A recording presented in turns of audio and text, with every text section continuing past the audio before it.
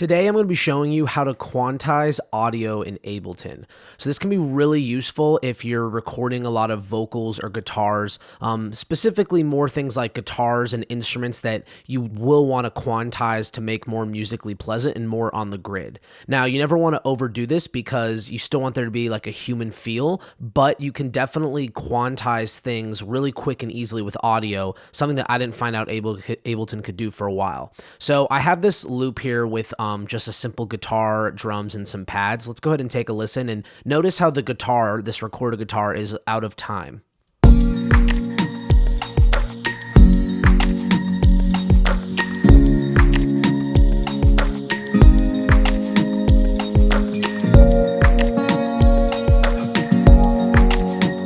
Right, the whole performance or certain parts seem to happen a little too soon. So really quick and easy in Ableton, all you got to do is you want to turn on your warp modes.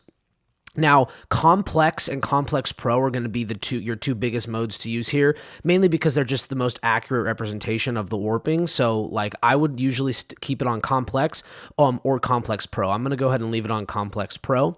Now, the first thing you want to do after you've engaged warping is kind of look at your grid and try to make your grid size the smallest it could possibly be for this performance. So, looking at this performance is pretty simple, right? I just have chords hitting on like the beginning of each measure, and then there's a couple of other like notes happening on offbeats in the measure. So what I'm going to do is I'm going to change the grid size here down to something that makes more sense for quantizing, because what we're going to be doing here is we're going to be essentially quantizing every single warp marker that Ableton creates automatically for these transients.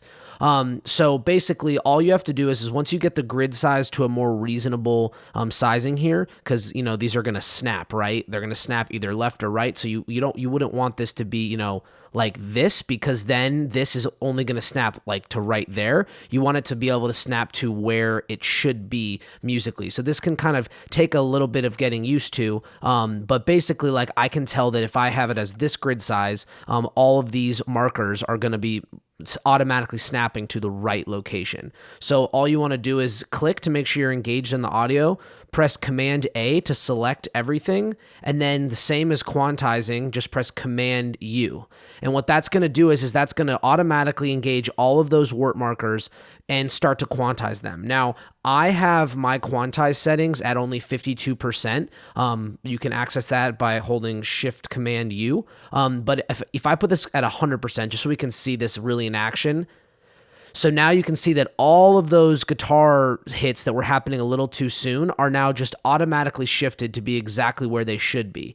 And you can see that sometimes it's not perfect, right? Like, I can tell over here that this is probably wrong. So let's go ahead and listen to it.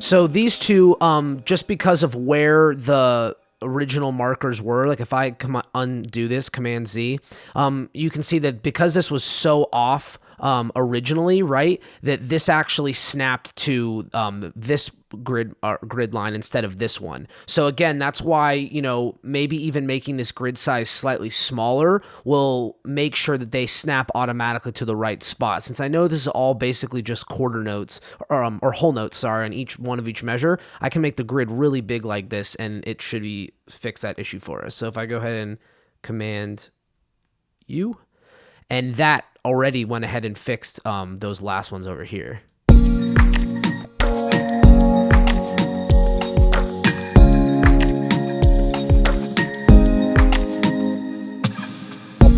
And then this last little hit here, it looks like it's also coming in a bit early. Now, what I would do is, because I don't need any of that, I think this warp marker is on the right spot, but the actual transient that it picked up was the wrong one. I wanted it to move this this tone. So all I'm going to do is just hold Shift and drag this to bring that transient in line with this warp marker. So now at the end here, And just like that, quantized and perfectly in time, right? Did not take a lot of effort. It really is about finding that grid size. The shortcuts for that, by the way, Command 2 to make your grid size bigger, Command 1 to make it smaller, and then you can do Command 3 to turn on triplets.